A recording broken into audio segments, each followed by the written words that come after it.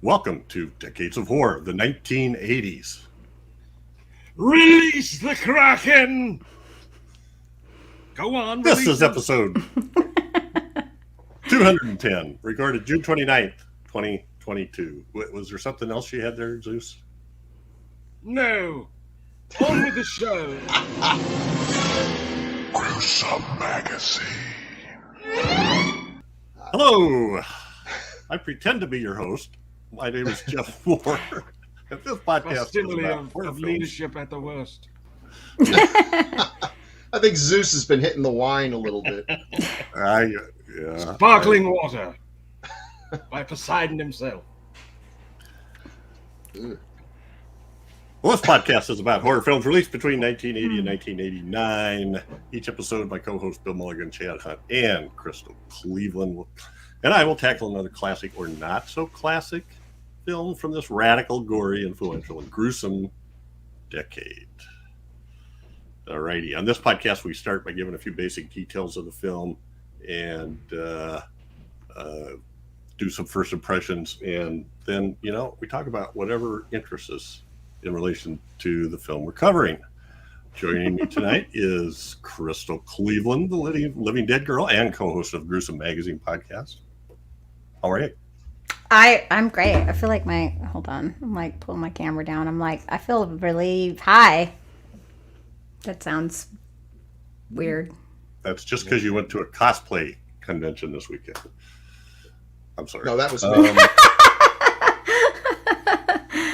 Oh, no, I didn't do anything this weekend. Although the deer did eat all of my tomatoes and my peppers and my... I might have a new taxidermy head on my wall shortly. They ate all my tomatoes too, so don't feel bad. That's Mater without the tuh.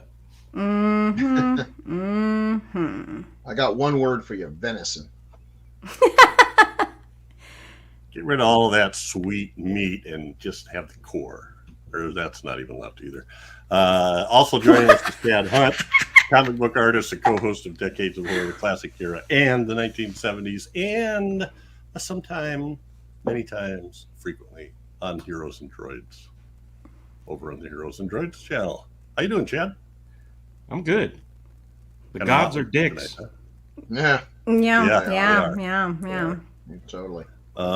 What is it? Oh God, remember that? Oh God, you devil. That's what it reminds me of. That. Yeah. And last but not least is Bill Mulligan, writer, director, and special effects guru and co-host of Decades of Horror, the 1970s. How are you doing, Bill?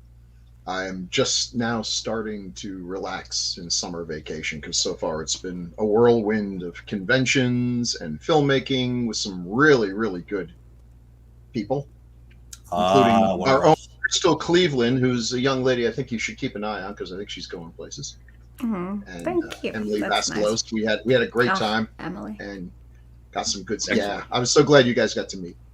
So it's been busy. Yeah, it's been a busy summer, but that's good. That's the way it should be. We have awesome filmmakers here. Yeah. Yep. Awesome. You kind of do. Real. You kind of do. For real, though. All right. Spoiler alert. We're doing a 42-year-old movie. Oh my God! Yeah. Wow. That's crazy. You haven't seen this. Cool. Our topic tonight is Clash of the Titans, Yay. 1981, and that's Bubo, the thinly veiled R2-D2 for the film. Yeah. Kenny Baker's in there somewhere. Yeah. Directed by Desmond Davis, written by Beverley Cross. Cast includes Harry Hamlin, Judi, Bowker, Burgess, Meredith, Maggie Smith, Laurence Olivier, Claire Bloom, and a bunch of others. One of the main features of this film is the stop motion animation, and this is led by Ray Harryhausen, assisted by Jim Danforth and Steve Archer. Production company is Charles H. Schneer Productions. It was filmed in United Kingdom, Italy, Malta, and Spain. Filmed May 7th through September or October 1979. I love when IMDb has May 7th to September 18th, and May 7th to October 18th, right above and below each other in the data. So I don't know, but it wasn't released until June 12th, 1981. I don't know. 2 years of stop motion animation. Yeah. Budget estimated at $15 million. Box office, this is North American, $41.1 million. The synopsis: Perseus, who, for those in the know, is a demigod, half god, half human.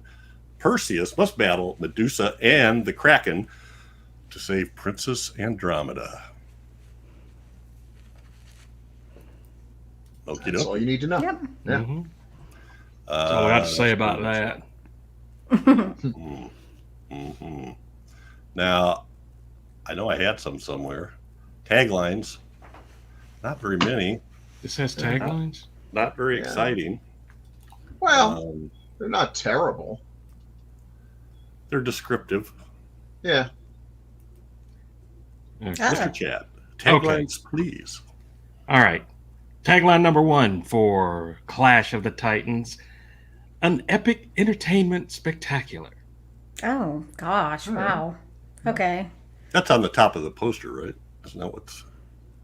Could be. Or maybe it's Experience the Fantastic. We'll find out. Second tagline: experience the fantastic. Okay. Yeah. All right. Just go ahead and experience it. Third tagline: you will feel the power. Live the adventure. Experience the fantastic, as brought out in the second tagline. Wow, these are actually really bad. Well, they don't. Yeah. Well, and don't here's the tell you poster. anything. Experience the Fantastic across the top. And you said that's a Hildebrand poster, Bill? yes, Brothers Hildebrand. I mean, make your eyes bleed with the primary colors and all. I love those guys. Yeah. That's when Got a little posters are Pegasus, posters. got a little Medusa. Yeah.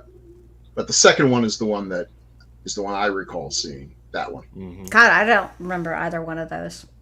But I saw this on television. So, I think when you go, were these on the covers, the box, the VHS or whatever? I don't remember. I don't know. These ones pictures down the side. We got, well, so they're advertising the fact that they have a cast. Most Harryhausen movies do not have a cast of anyone you ever knew. If you got Laurence Olivier in a movie, he probably needs to be on the poster somewhere. But the main selling point is you want to show something that shouldn't even be possible. So a giant sea monster fighting a guy on a Pegasus, sure, that's what you need. I can't tell from this if he's holding Medusa's head, but he ought to be. And yeah, he is. Good. That's it. And then, the tagline actually kind of works for this because it does look like something spectacular. Now, of course, if we were to go to the theater right now and you saw a poster like this, you'd be, yeah, sure, there's a giant monster and a flying horse and everything, because we've become so used to seeing that on television, on TV episodes. But there was a time when this was, how would they do such a thing? Would they, put rubber wings on a horse or something and a guy in a suit? I mean, so rubber wings on a horse. This is a movie from a time that doesn't exist anymore. Well, and that's a good segue to first impressions, and this is Bill's pick. So, Bill, sure is. You're gonna go first. Fire away. All right. So look, man, I could talk for an hour, but that would get boring. Ray Harryhausen is my gateway drug to everything. It's the reason I'm here. It's the reason why I like to make movies and watch movies and the kind of movies I like to watch. When I was a little kid, they had one of those, the 4:30 movie or whatever, and they would show little snippets of things at the beginning over the titles. And one of them was the skeleton sequence from Jason and the Argonauts. And I was a little kid. And I knew this was not possible. You cannot make skeletons do the things that these skeletons were doing. If you were a marionette or something, I couldn't figure out how it was done. So it got me into the behind the scenes aspect, and where most people were big fans of the stars of the movies, I was big fans of the directors and the technicians and the people who made the movies. Ray Harryhausen completely changed the way I looked at movies and made me a weird kid. So I've always loved his stuff. So I was there opening night because I knew, one, this was probably getting near the end. He was getting on in years, and he was given a huge budget. This budget was bigger than all his other movies put together. That's absolutely true. $15 million. He was a low-budget filmmaker who made amazing movies. And, so I saw it. Now, is it my favorite? No, not even close. Although most people would probably pick Jason the Argonauts. I have a really warm place for Golden Voyage of Sinbad, which we'll probably do on the 70s one time. Wait, what? It's what? The Golden Voyage. What? What? What?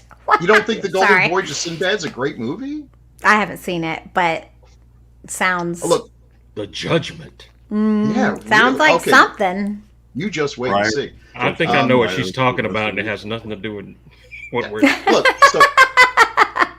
the Golden Voyage, not the Golden Shower. The Golden Shower of Sinbad. No, that's how Zeus appeared to this guy's mom. How weird was that? Did that? Yeah, I guess it escaped everyone. Yeah, I'm going to have to mark this podcast with sensitive subjects if you keep. That's true. Yeah, so anyway, this is not the best Harryhausen movie, and Harryhausen movies, despite the fact that I love them to death, are inherently flawed. They're very episodic. They have a thin little plot and just an excuse, just a wire hanger to hang on. The hero meets a monster, fights it, then meets another monster and fights it, and eventually we run out of time. That's what they're all like. Yeah. Some of them have better storylines than others. This one at least has some engaging characters. I like Harry Hamlin. He's serviceable. They wanted Arnold Schwarzenegger, which... Oh, no. No. Of course. Of course, because and here's the problem with that is I totally believe that Arnold doesn't need the head of Medusa to beat the Kraken. He'll just punch him upside the snout. There's no, that's a problem there. Whereas Harry Hamlin looks like a guy, any one of these monsters should kill him. So the fact that he manages to get through the whole thing, he is indeed a hero worth following. I think Princess Andromeda is very, very good for this role. She's not given a whole lot to do, but she's spunky and she's got a cool girl next door thing to her. It's fun seeing these big name actors kind of slumming it. I mean, Laurence Olivier looks like he's having a great time. I think he was actually really, really sick when he was making this movie, but he makes a fine Zeus, because you get the feeling that's the way he was in real life. If he was with a bunch of actors, famous actors and everything, what he says goes. He's Laurence frickin' Olivier. So, and it's got maybe my favorite Ray Harryhausen sequence. I think the special effects are actually a little uneven in this movie, but the Medusa sequence, oh man, that's at the top. That is just brilliant in every way. So look, I mean, I'm looking at this movie with the eyeglasses of nostalgia on. There's no way that I could dislike this movie for anything. I recognize it has flaws, and I recognize that maybe for youngsters of today, by which I mean anyone who's like 50 years or younger, this may not resonate with them the way it does with me, which is unfortunate. But they grew up in a different time where special effects of this nature are kind of old hat. This is a quaint little movie that was the last of its kind, quite frankly, and that's too bad, but it's the nature of things. You only get a genius like Harryhausen every so often who can do what he does. And it's a simple thing, but only a few people can really do it well. And I'm glad he got to go out on top. I'm glad he got to go out with a success and a big budget picture that made pretty good amount of money. And I think after that, he saw the writing on the wall. Star Wars had come out. His stuff was now considered old-fashioned. And he was smart enough to see that and retire and get all the accolades for the rest of his life. That everyone, all these famous people coming up, George Lucas's, Steven Spielberg's, all these others were talking about how he influenced them and got them into movie going. So, but I love this movie. That's cool. All righty. Well, let's go with Chad next. Okay, this damn thing. I saw this in the theater, and I was younger. I was maybe 14, 15 years old, maybe. and just bored out of my mind for the first half. I was there for the monsters and there for the stop motion. That's what I was there for. And I just remember being so bored, and all these gods were just a-holes to everybody, and what they say goes, and they ruled over these people, but they treated everybody like dirt, literally like dirt. And so I was just bored with the whole thing. But once the journey kicked in and he had to go on all these quests and stuff like that, that's when it really started picking up for me. The witches were just amazing and hilarious. I love that sequence. And all these creatures that he came up against. Calabos was awesome. But I felt like Bill does with the scene with Medusa. That man, I remember it was horrifying. Mm-hmm. The design of her face, the tension in that scene was, you could eat it. It was so thick. Yeah. It was just a great scene, and even better than the ending with the fight with the Kraken. It was just way better than that even. So yeah, I'm still torn on I love this film, but I only love half of it, if that makes sense. Luckily, it's the second half, which is which I love. I love the film, but I just but I love Burgess Meredith. Mm-hmm. He was great in it. Harry Hamlin looked like he had Calabos poop on his feet the whole time. His facial, he was like this the whole time. What's that smell? It's just facial expression. It didn't seem like it ever changed.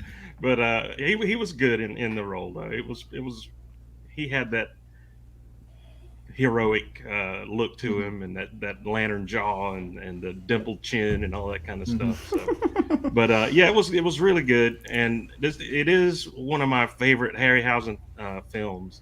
There are better ones, story wise and everything, but so that was my first impression, and I still feel that way about it today. I just think it's an awesome. The stop motion sequences are just awesome, and hard to beat. And I'm glad he went out on a high note as well, Harryhausen too. Meanwhile, Phil Tippett starts Mad God. Exactly, that's what I was about to say. I was like, if you haven't heard the memo, Bill, stop motion is back. I think Phil Tippett started that 30 years ago. That movie. So it wasn't dead.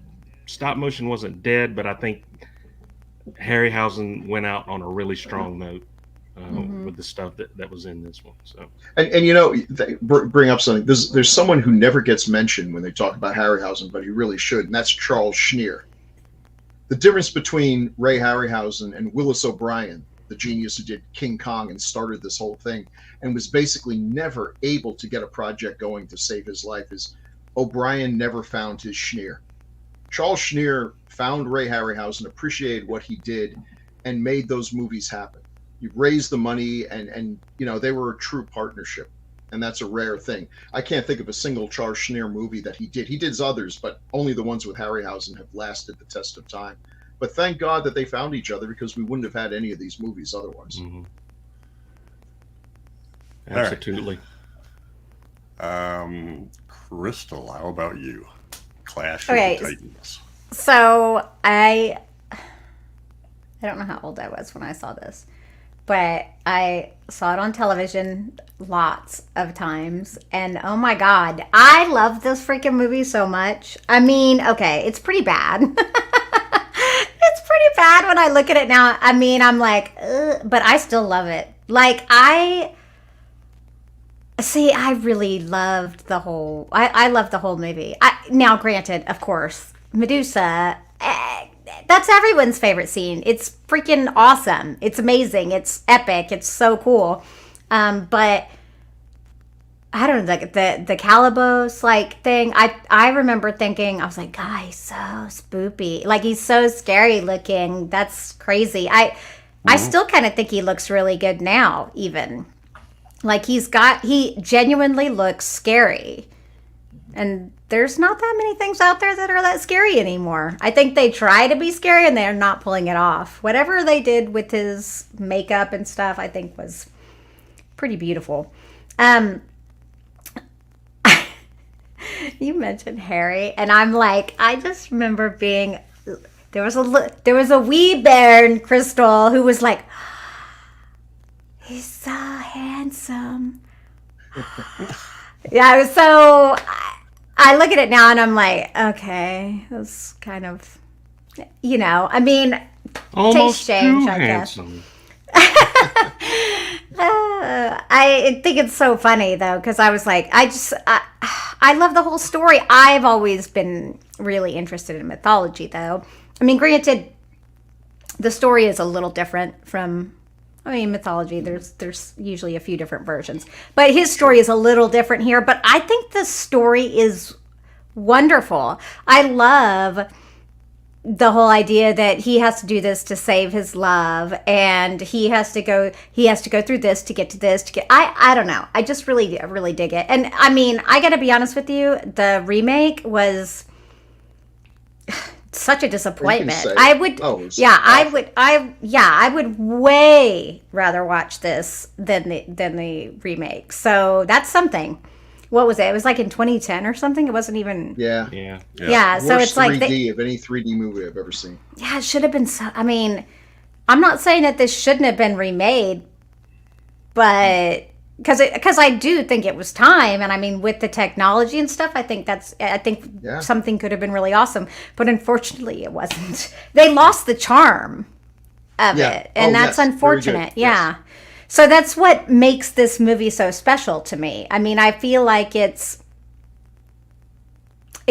got a lot of charm. It's got a lot of character. It's got a lot of cool elements that come together. It just really works. I mean, it's got little scary elements, but it's got enough of the whimsy to make it wonderful. Yeah. Enough of the whimsy. Mm-hmm. Yeah. Whimsy. Right. First time I saw this movie was 3 days ago. What? You're no way. Okay, I quit the podcast. What? I quit. What? I never saw this. Are you? The only reason that bothers me is the stop motion stuff. Because I'm a little bit like Chad. I was watching this, and the first half of the movie, I was just like, oh my God. I mean, I like what Crystal was saying. There's a good story here. I mean, the gods are like they're at so each awesome. other, and there's all these subplots and bickering and jealousies and stuff going on. But it's not really. They don't really get the emotion out of it that I think they could. At any rate, until the stop motion kicks in, it's kind of boring. And I thought Harry Hamlin kind of looked like, I don't know, he apparently had some clout because there was a story that they were going to have him lop off Medusa's head by throwing his shield. Yeah, like a frisbee. And he said, no, we're not doing that. The script says a sword, and that's what we're doing, and like stayed in his trailer until apparently he got his way. I don't know. Which is a ballsy move. It's a especially move with to the do rest that of the on a movie cast, like this. right? Yeah. We got 2 Oscar winners with Maggie Davis and Laurence Olivier, and a multiple Oscar nominated people. So anyway, but I don't know. I just felt like the first half was flat. That there was drama and emotion to be had there, but I wasn't feeling it. Once we get into the stop motion, I loved it. Actually, probably around the time that Bubo shows up, I kind of got it. Yeah, of course. Right off the bat, I'm thinking, hey, he sounds like R2-D2. Oh, I see. A lot. I never realized that. I'm embarrassed. So, And like Luke Skywalker, he's the only one that could figure out what he was saying. The little beats Right. and clicks. right, God, I didn't even get it. I feel so stupid. Yeah. So anyway, the last half I enjoyed it a lot. Lots more drama, lots more action. You're right. The battle with Medusa is just one of the quintessential stop motion sequences, I think.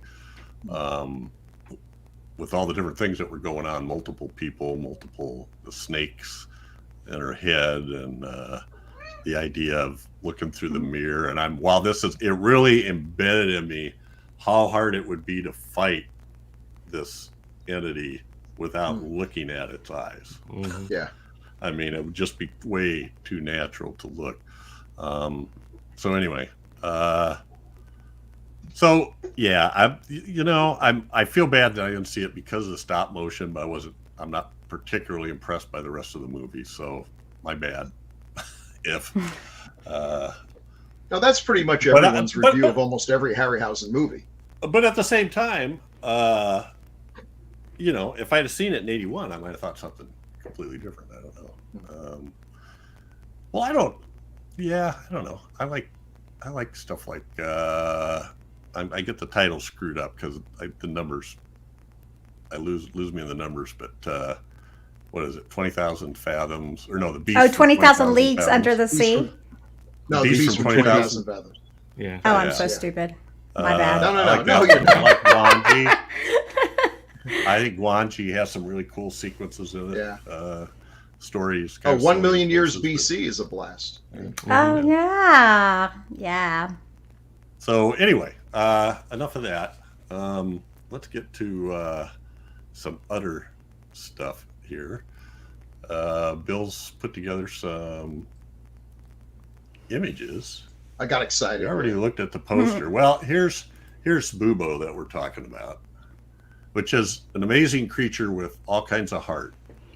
Yeah. Chad, you've ruined it for me. That's all I can see when I look at Harry Hamlin now. That face. Yeah. See, look at him. He looks like Like, he looks I like a never- cow just pooped in his hand. Yeah. Yep. Little I battle. know. It's like ruined it. Now, I'm like, listen, yep. Check. In defense of Hamlin, you know how hard it must be to be in a movie where it's like, okay, now you're fighting this creature. It's like, I don't see anything. Yeah, he's coming in later. Yeah, These movies are the ultimate fix it in post movies. So it's like you're going to pretend that pole with a tennis ball on it is a monster and start swinging your sword. Like, oh man. So I can't imagine what it's like to And that's be- why he looks confused. Yeah, he's confused.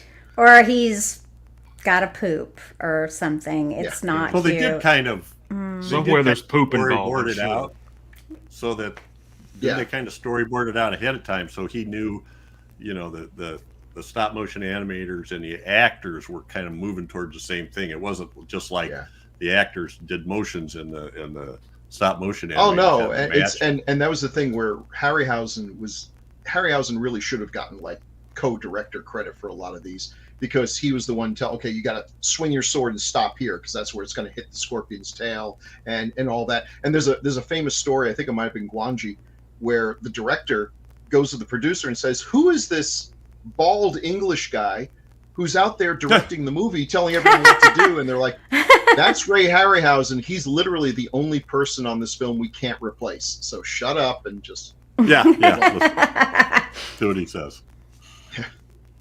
I loved how when Zeus told, I forget which god it was, send him your owl. Oh, She's like, what? She's like, what? that noise. That was the hell with that. wasn't it? It was Athena. Can make one. Yeah. Well, the metal worker. Yeah. Had to make Hephaestus. I was thinking, there's some of them. Poseidon. Yeah, here just she is. looks She's like- over here in the. Yeah, Poseidon Poseidon. What just was looks this? Yeah, what's the deal with him, man?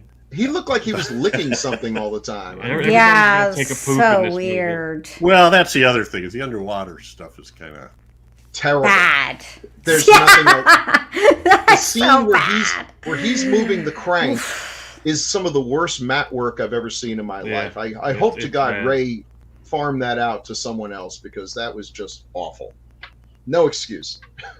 The seagull. The first special effect we see is the seagull flying through the air and everything, and it's the crappiest traveling mat I've ever seen in my life.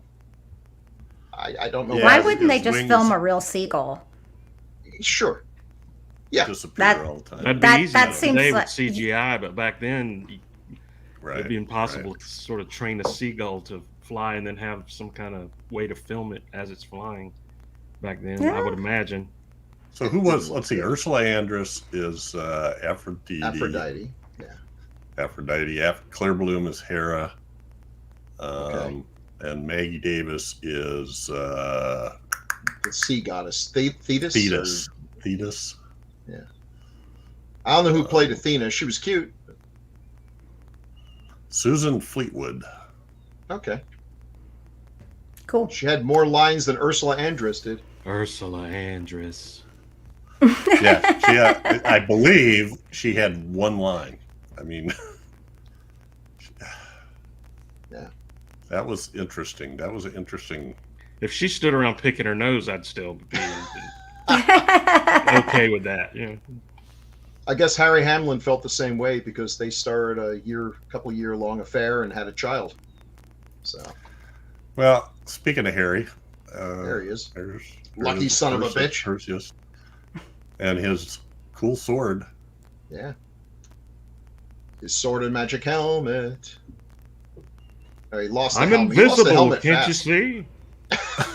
Yeah. Yeah. There you go.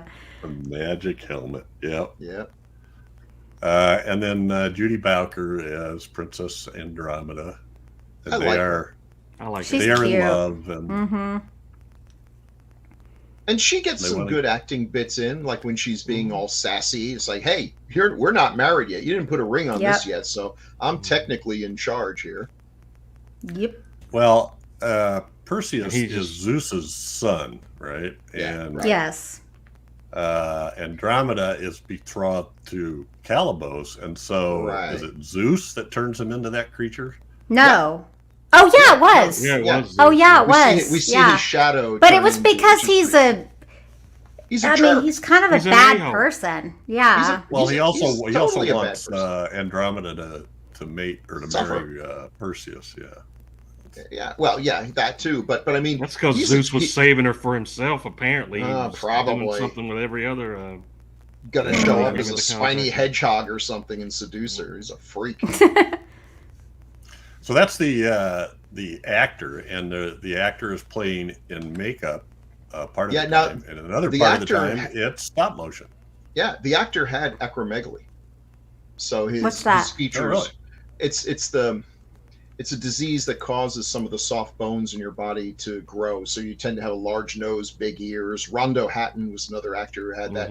It kind of gives you you look like a Dick Tracy villain without even trying. So, unfortunately, they often get cast as bad guys, thugs, hitmen. But he looks amazing. Like, that is some amazing makeup. And I thought he was a good actor too. I thought you really thought he was a jerk, but you felt bad for him. Yeah. Even though you shouldn't, but yep. Right. And normally I don't like it when they switch from stop motion to real life because the real life never really looks the same. Yeah. But it was close enough here, and as good as Harryhausen is, you wouldn't have been able to get that amount of emotive acting out of a stop motion model. It wasn't bad.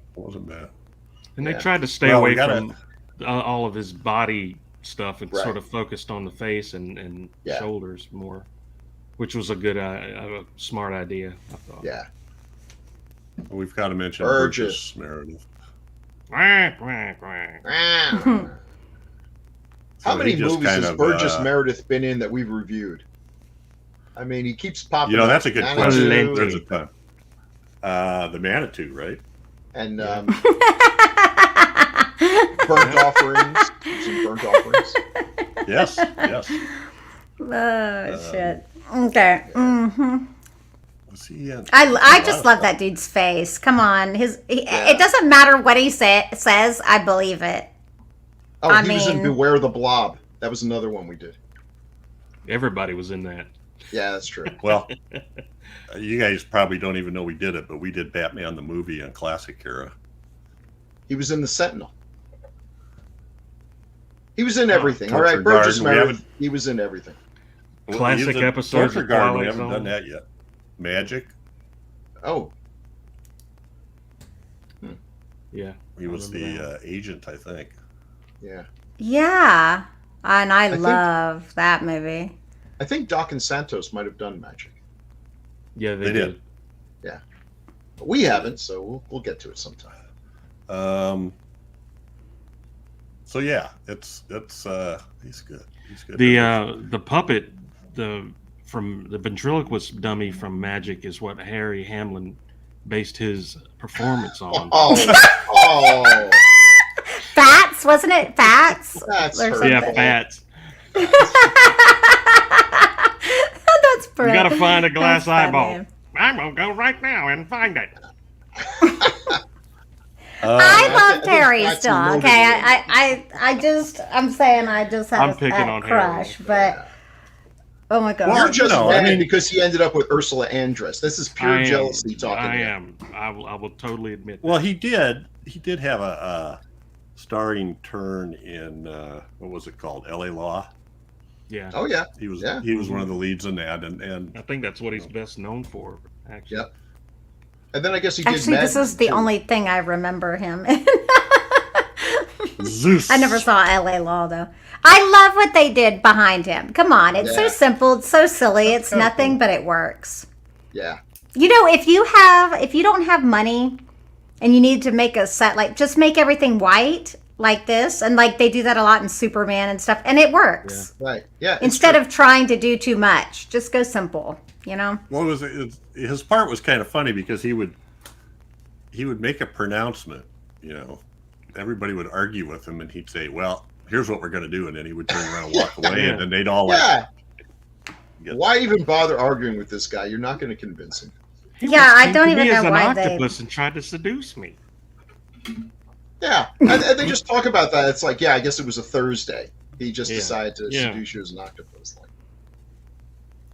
you know, it's easy to criticize Zeus for being a freak and everything, but keep in mind, you know, this woman is like, the god came to me as a cuttlefish and tried to seduce me. It's like, maybe it was just a cuttlefish. Yeah. I mean, how do you know? You just assumed it was a god. Maybe, you know, I don't know. She was okay with it. There's Harryhausen at work. The true king of the gods here. Yeah. Oh my god! You know, it's hard to imagine. That looks so cool. It's impossible for me to imagine how to do that. This is why there weren't that many stop motion movies other than Harryhausen, Jim Danforth, a couple of others. You have to have a certain mind that can keep all of this in your head. How many snakes were in her hair, the body, the creature itself, and if you forget was the hand moving this way or this way, well, you're screwed. You got to start over. For a character like this, you're probably lucky if you get 10 or 12 frames a day. We're talking half a second a day of just working all day doing this. Amazing. And the model work itself is just oh my god! Look at that thing. I would love to have one of those. That is so beautiful. The way the movie's lit and everything, it really doesn't even do this model justice. The lighting is beautiful, but this is it is. But it hides a lot of. It does hide the detail. It's astonishing. Just and you're right though. The movie's got nowhere to go but downhill from there, and that is a problem. Every Harryhausen movie has one showcase sequence, and it's not always the last one. It was in Jason and the Argonauts, and that's one reason why we remember it so well. In Golden Voyage, the Kali statue, the 6-armed statue sword fight, amazing scene, literally halfway through the movie. So, and this one, there's no way you could improve on this. I can't believe you brought up Golden Voyage again without Crystal giggling. Yeah. But he didn't say Sinbad. That's what you're thinking. Are you thinking of the comedian Sinbad? Is that the? Yeah, no, that's what I was thinking. And bad.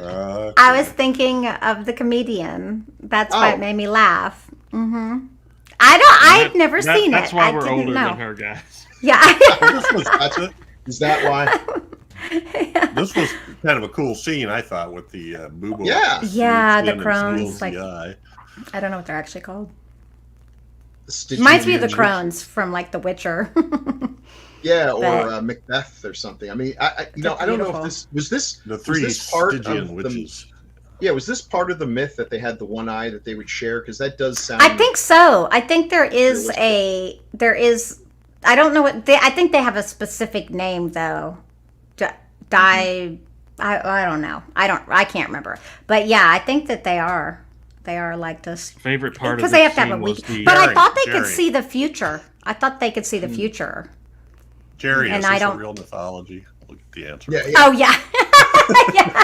yeah. Oh, I didn't even. Yeah. I What were you didn't gonna say, really think Chad? about that? favorite part of this scene was the hand that comes out of the pot of stew. Yeah, yeah. And then she like whack whack, get back down. It's so awesome. Yeah. They did a great job. Oh, this was the one bit that was deliberately funny and it paid off well. You know, I wish there was a little more of that kind of thing throughout the movie. But yeah, just the way they were like, "Oh, a young man, well formed." Like they're acting like if we're Crystal there, like come closer. Oh, we'll And he's well built. Yeah. They're like, "Oh, let me eat." They're the meat from hungry. your-" They are hungry. They're like those freaking deer in my backyard. Yeah. Well, I'm not another bitter though. Cool sequence is the. Well, here's what you two-headed need. wolf. You need to get this guy in your backyard, and those deer will. Oh, I Stay away. wish. Yeah, but I'd be worried about what he'd eat. Dioscolos. That's a bestest boy, Chad. That's a bestest That's a baby good boy right there. Look at that good boy. Maybe. I It was still not needs a third overly head, impressed with but- this monster because the two heads, even just two, it should have been three, but you can see even two heads are kind of useless. They just sort of get in the way. One's trying to go one way, one's trying to go the other, and they You didn't kill really one head, it accomplish a whole drags lot. him down because it's just. Well, it's hanging harder there. to Yeah. do. It's harder to do Hair. furry things too in stop Yeah. motion. Oh, it's because very hard. As you touch it and move things, the hair. Yeah, evident by King Kong. If you watch Kong, the hair Yeah. is constantly moving from. You can see the different hair shots, yeah. from Mhm. the, you I can did almost like see the when he- fingerprints. Yeah. When he kills him, that was kind of cool. When Yeah, he whacks the one head, he didn't cut it off, but then just sort it's of like, hangs. apparently that head was dead. Yeah. Anyway, and over the edge. I think this was Dead mostly head. animated by Jim Danforth. So this is the only movie that Harryhausen did where he brought in assistants. And Jim Danforth is arguably maybe the greatest stop motion animator from the sense of he could animate things with a smoothness that even Harryhausen couldn't do. And yet, I think most people would agree Harryhausen's creatures are better than Danforth's creatures, even though Danforth's are better animated. It's a weird thing. There's just a liveliness, a theatricality to Harryhausen's monsters and the way he animates them that no one else was able to do. But Danforth, and is still alive, was a brilliant special effects technician. Probably could do more things than just about any other special effects person out there, and was a great animator. So I'm glad he brought him in because they probably could not have finished this movie in time without that kind of help. Then we also have, they give us some of these legends, and the Medusa. Well, let's go ahead and look at the Medusa first here. Oh.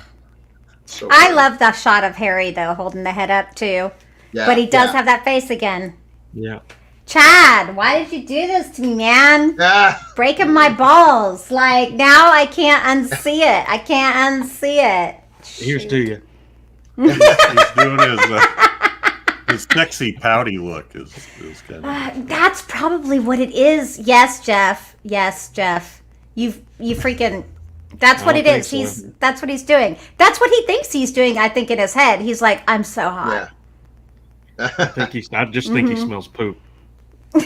Well, Well, you got to be real careful when you That's reach the in other- the that's bag the and other pull out possibility. Medusa's head, you know? well, What if you pull out her head and it's facing toward you? Oh. Then you're really screwed. Whatever. the three witches tell him that the blood is deadly poison, but yet when we do get blood spilled, then the blood spilled turns into these. It also It's supposed melted to his be shield. serpents. It's supposed to be melted serpents his- because yeah. Yeah. Because her blood had turned like I think he in not real mythology. I think he carried the head on Pegasus, and the blood dropped, and I think they turned into serpents. Yeah. They turned. So Definitely turned into monsters. Yeah. Now, okay. So from a technical standpoint, the scorpion sequence is not one of the better ones in the movie because you can see the problem here. The way these things are done, they film the actors acting against nothing. They then rear project that onto a small screen in front of the models. And Harryhausen's great innovation was a way of doing a split mat that would then put them into the middle of the scene so it looks like they're actually standing on the ground that they were. But this all really requires that the background images of the actors be super sharp, as non-grainy as possible, because you're shooting it twice. You're filming something that's already been filmed, so there's going to be a loss of quality. And you can see here, the scorpion, especially in this bottom picture, the scorpion is razor sharp, and Harry is kind of muddy. Yeah. And that's a problem. And I think he was not happy with the stuff he got, but they would have had to go back and film it over. So you. Well, I wonder if it was. Is it because of the low light in that scene, or is that? I feel like I've seen pictures of this where they show it and it's in broad daylight, but that's not how it is in the movie. I'm thinking maybe they darkened it to disguise the fact that there was such a color, drop off between the two things. I mean, wasn't the cause? It was a little bit of a hiding. Well, I think we need to look at Medusa one more time, just because she is. You're right. It's a great scene. It's beautiful. But it's you can't really see Medusa very clearly, and I'm not quite. Well, when you do, that's an incredibly when you get the close up of the face. I mean, he gets some good expressions out of her, and the faces of these things are not really wired for animation. She can open her mouth, she can close her mouth, she can move her eyes around, and everything else is just the angle. And he gets a lot of malevolence out of her. She seems, she doesn't speak a word. The eyes alone. Look at the eyes. It's a great thing. Now I'm trying to think, before this, had anyone ever done a Medusa as I guess you would call her a lamia. She's half woman, half snake from the bottom down. Medusa, traditionally, has always just been a woman with snakes for hair. That was the one fantastical element about her. But this one, they went that extra step. Yeah, I gave can't her think a rattlesnake's of one. body. Yeah. And now that's become kind of the cliche. When you see Medusas, they're often done this way. Yeah. Most of the time I've seen them, they're beautiful women that just have snakes in their hair. Yeah. This is a horrifying creature that's just, if I can't turn you into stone, I'm going to fill you full of arrows and kill you. Oh, that too. Yeah. Heck of a shot. Yeah, very good shot. Well, and he needs Medusa's head to deal with the Kraken. Oh wow, that's cool. Oh, that was pretty big. How big is that? That's actually kind of big. It's a lot bigger than what I thought they were working with. Well, that's cool. The Kraken had several models, right? They had several models. They had the one that the guy in the scuba gear would go in. But surprisingly, and I don't really understand this, the Kraken model, the stop motion model, is the biggest stop motion model I've ever seen anyone work with. And I guess it was just so because they had the Pegasus model, and to give it the illusion that it was so much bigger, he just decided to make a big model. But I got to think that was a nightmare to animate. But, I can imagine. I mean, it's beautiful. That would take a especially sturdy armature, right? To hold positions, etc. Now the creature itself is not doing a whole lot of stuff. It's not required to go dancing through the air or anything. But still, I don't. It may have also been. I kind of wonder how they got the effect of water dripping on it. If that was just superimposed, or if it was sometimes you could paint glycerin on a model, and that would look like water. I don't know, but it was a weird decision. Pretty. I'm not going to second guess Harryhausen. But boy, that was one honking big stop motion model. It's a cool scene when he first appears and you see the hand, and then another hand, and then the third hand is like, oh, now we got a monster. Yeah, 3 hands. We have 30 days before this creature attacks. Should we move inland more a little bit because apparently he doesn't come out of the I know. for 30 days, For or real. do we just go ahead and sacrifice? Hey, Chad, I got a much better solution to this problem. Make sure she's a virgin when we're there. Oh, okay. I think we figured out how to solve this. Yeah. I always wonder. They did that in Dragon Slayer too. It's like, oh my god, they're going to sacrifice me because I'm a virgin. What can we do about this? Like, and only have 30 days. Yeah. There's another thing that bothered me a little bit was this is the kind of movie. I mean, even in the taglines, they're using the words epic, right? And so, like, epic, I don't know, for me, kind of implies casts of thousands. But when they have, you know, all of the citizens are supposed to be watching, there's really not that many people there. No. No. You know, Chad, I noticed that there are times when this movie looks kind of cheap. And it wasn't cheap. I mean, $15 million is nothing now, but back in '81, that was a pretty good amount of money. I feel like they blew a lot of the budget getting that cast. Yeah. There may not have been a lot left over. Because this was a big deal when it came out. Yeah. I mean, this was a big deal. Everybody wanted to see it, and it was a bigger budget movie. That was a lot of money for back then. You know, it's like Hollywood now, but. Yeah, Hollywood was like, oh, we made this kids movie, Star Wars, and it's made more money than any movie ever has ever. So maybe that's the secret. So if Star Wars hadn't happened, they never would have given Harryhausen anywhere near $15 million to make a movie. Or an R2-D2 owl. Yeah, agree. Yeah. Yeah. And the owl just makes it, though. He's so cool. It does. It really does. It kind of does. Yeah. Mm-hmm. Too when he I can't. I'm beating myself up for not getting that. I'm like, it's so obvious once y'all said it. I'm like, oh yeah, they totally ripped it off, and I didn't notice it at all. That's okay. Yeah, I probably just didn't want to. Where do we do Krull? I love Krull.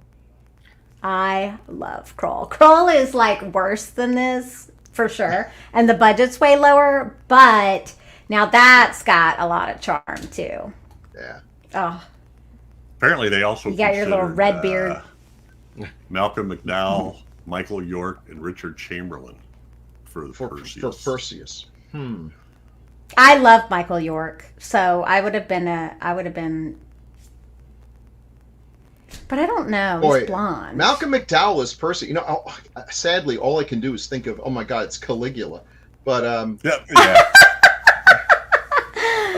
Run, Princess Andromeda, run. Mm-hmm. Yeah. But he would have been fun in the role. I mean, can you imagine Malcolm McDowell and Burgess Meredith playing off of each other? Oh yeah, that's something. Yeah, that would have been great. Yeah. Interesting that this wasn't. I wonder what the Oscars look like for that year that they didn't nominate. This movie did not get nominated. They never gave any respect to stop motion movies at all. When Dinosaurs Ruled the Earth, I think was nominated for best special effects, but it lost to something like Herbie the Love Bug. I mean, it just every year I would start pissing and moaning about how they had no sense at all. They gave an Academy Award to King Frickin' Kong. It was 70. Yeah. Yeah.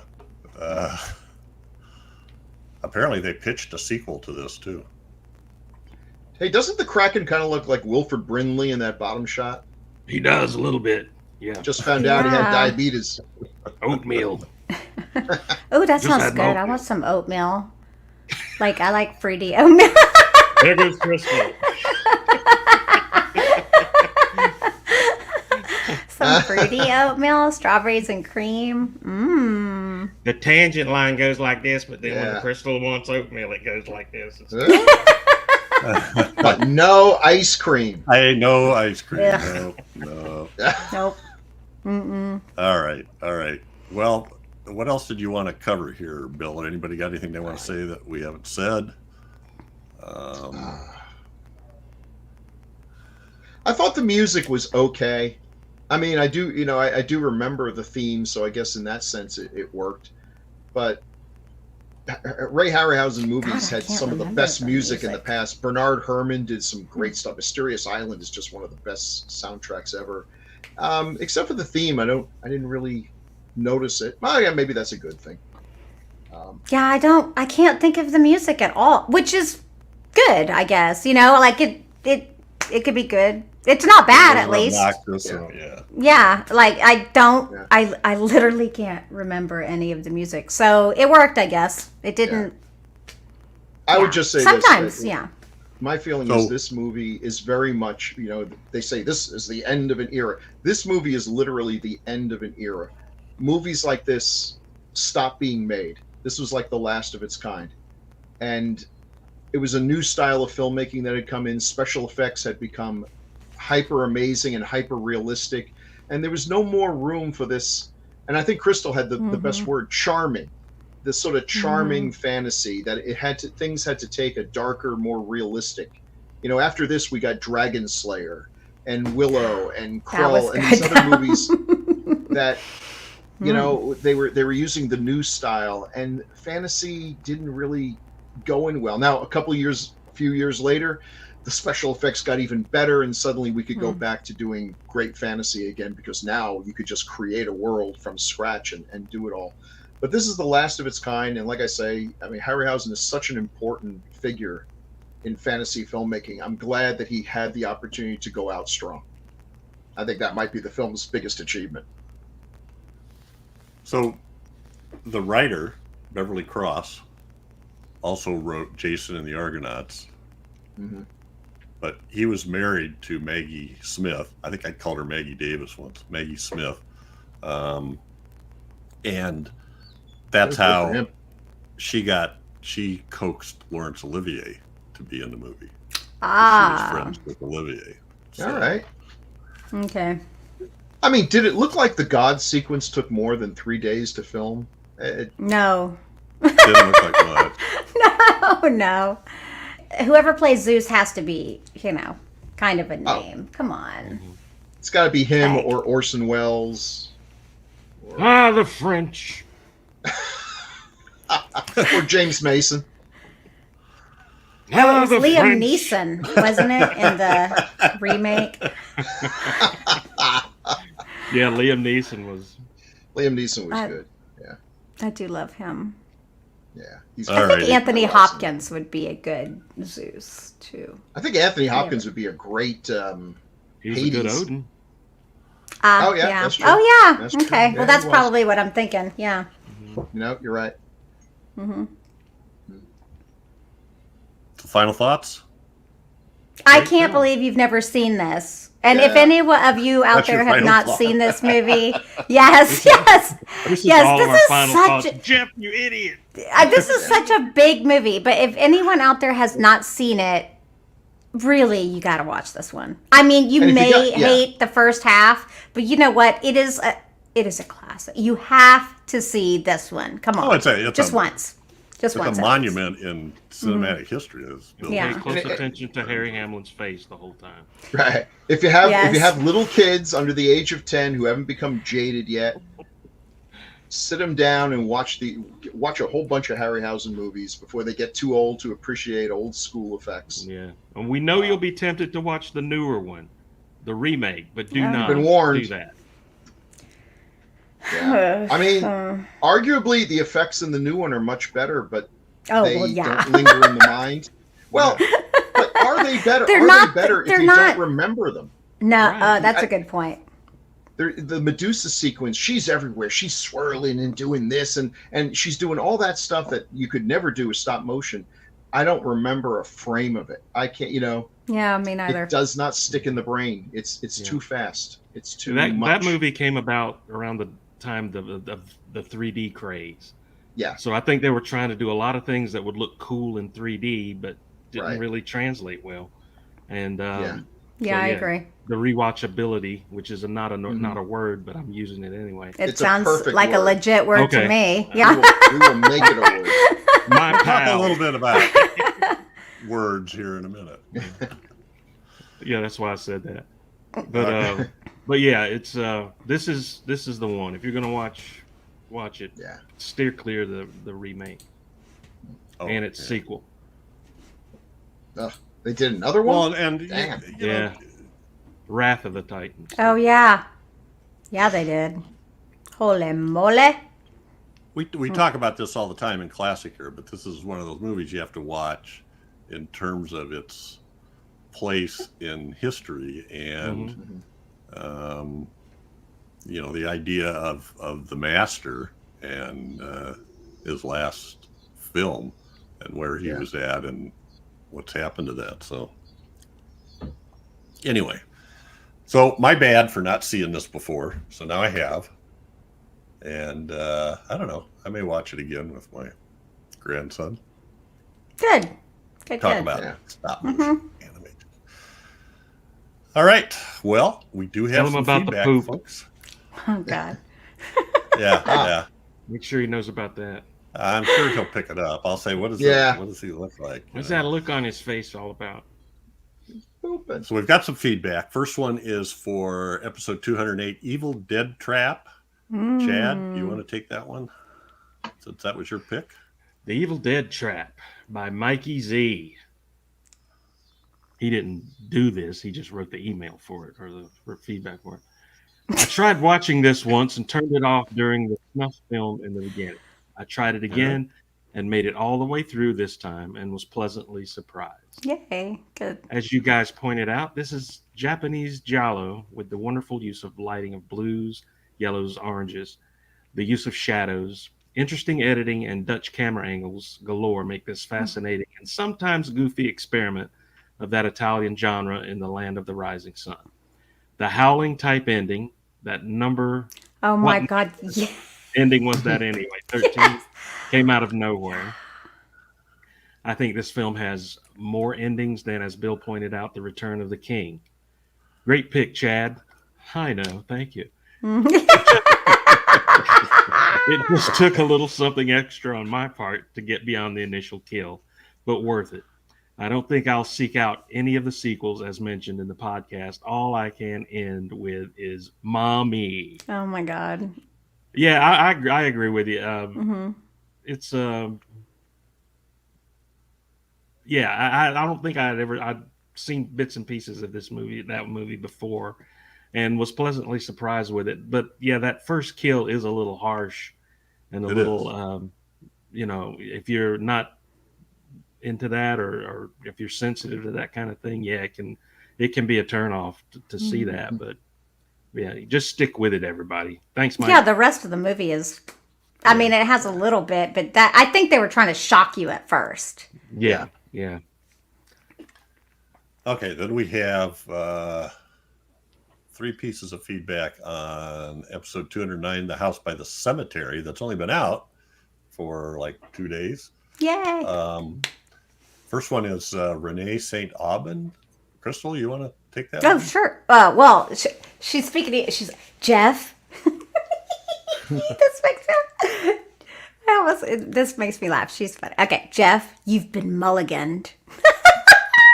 One day you're looking up sharksploitation films, and the next thing you know, you get excited when a Fulci or Argento flick pops up in your Shudder recommendations.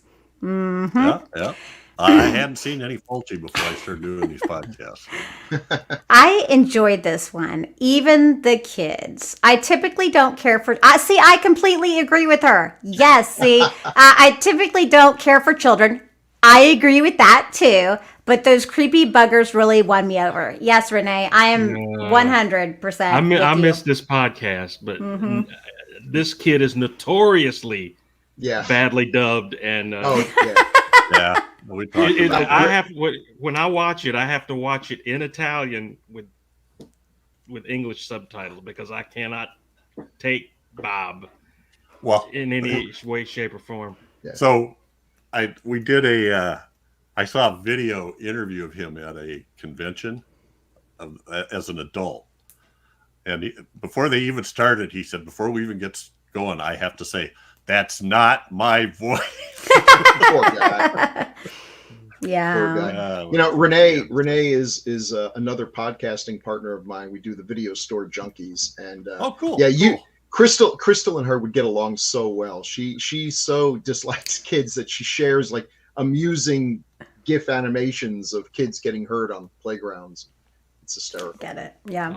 Yeah. I'd go for that too. Mm-hmm. Yeah. Mm-hmm. Santos would have gone for that too. Yeah. Kill the chief. All right, and we've got another one this time on House by the Cemetery. Mikey Z. Bill. Take that Okay. one. Fulci zooms through this one. As always with Fulci, some of the plot is hard to follow, and other subplots go nowhere. One creepy kid wasn't enough. There were moments in this film that seemed to be inspired by 1980s The Shining. Did I mention the creepy kids?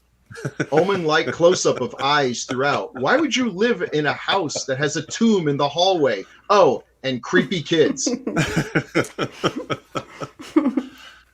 Good point. Fulci's known for the eye zooms. Mm-hmm. This one had an excessive. He's got a thing with the eyes. Yeah, He does. Eyes in general. Oh, we should have. There was a lot of close-ups of. I can't think of the actress's name, but the one that played the woman that comes in to watch the kids. Yes, the nanny. Yeah. Mm-hmm. Eyebrow girl. Yeah. But she had beautiful eyes, so that she makes. did, but there was Sure. so many different close-ups of her eyes, looking out of the corner of her eye, looking scared, Yeah, they were Calling out names. Yeah. looking at the dad. okay. And our Ugh. last piece of feedback, also from the House by the Cemetery, is Jerry Chandler. Uh-oh. To Jeff's early chit-chat question, no. Despite unbeknownst or unbeknown being common for, or these days semi-common words, you don't hear beknownst or beknown because they aren't words. Yes. It's one of those weird words where it feels like there should be that opposite meaning derivation of the word itself, but there isn't. I read that in Jerry's voice. The more you know. Yeah. Yeah. So that He is a British lord. The synopsis said unbeknownst, and it just hit me while I was reading that. Unbeknownst. Well, if it's is there unbeknownst? Apparently not, and there's a reason for that. That's actually really funny. All right. Well, thanks everybody. Thanks for Yay. Yeah. Thank you. Yeah, Mikey thank you. Z, I love Jerry. the feedback's one of my favorite parts. Yeah, we got good feedback. We get good feedback. Yeah. You people out there that are just listening and not giving feedback, come on, pony up. Yeah, we'll make you internet For famous. real. Give us your best shot. We're not no. even internet famous, but we'll make you internet famous. Yeah, we will. We'll at least read your name. Mikey Z's like 3 comments away from getting his own fan club. It'll happen. Actually, that would be awesome. Well, he changed his handle after we started calling him Mikey Z. Oh, he did. Ah. Monkey Z in the house. Oh, that's I so love 80s. it. I love it. I love it. So funny. But I think that was a legit nickname. All right. That's it for this episode. But every 2 weeks, we'll be focusing on a specific film released between 1980 and 1989. Next up is one chosen by Crystal. What is it, Crystal? It's The Mutilator from 1985. And so the reason why we've chosen this one, because I haven't seen it, and I don't know that they've seen it, is that they are going to be making a sequel to this flick, which is crazy considering Took them how almost long. 40 years to come up with a script. Yeah. But, so I thought this would be a good time to watch this one. If it's good enough to make a sequel, then it's good enough for this podcast. Oh, Well, and we know that's not really true, but okay. Yeah. Our standards are my- even lower. My next Yeah. pick is Stinky Face, the Harry Hamlin story. It's a biopic, but All right, everybody. Oh, God. Well, anyway, so show up for the next one, The Mutilator. That should be interesting because I don't think any of us have seen that, right? No. No. no, I've not seen it. Okay. yet. Okay, this is going to be fun. And Exciting. I believe it's on Shudder and Tubi, Yes. I think. Yes, it's on So Tubi. Mm-hmm. It is available. Plenty of ways to stay in touch, so please put comments on the Gruesome Magazine YouTube channel, or if you're listening for audio podcast apps, you can leave comments. Send the emails to feedback@gruesomemagazine.com. Leave them on our website, Facebook group, whatever. Yeah. So, especially feedback@gruesomemagazine.com or the YouTube channel. Those all get to me. So cool. Yeah. And please subscribe, like, Mm-hmm. share with your friends. Let your friends know about, if you're like us, or if you're like me, you always loved horror movies, but you didn't really have anybody to talk to about them. Mm-hmm. So here we are talking about them. Yeah. All right. I think that's it. Catch us again here in 2 weeks for another great horror movie, as only decades of horror can do it. Release the Kraken. Release the Kraken. Kraken rum. Ooh, that sounds good.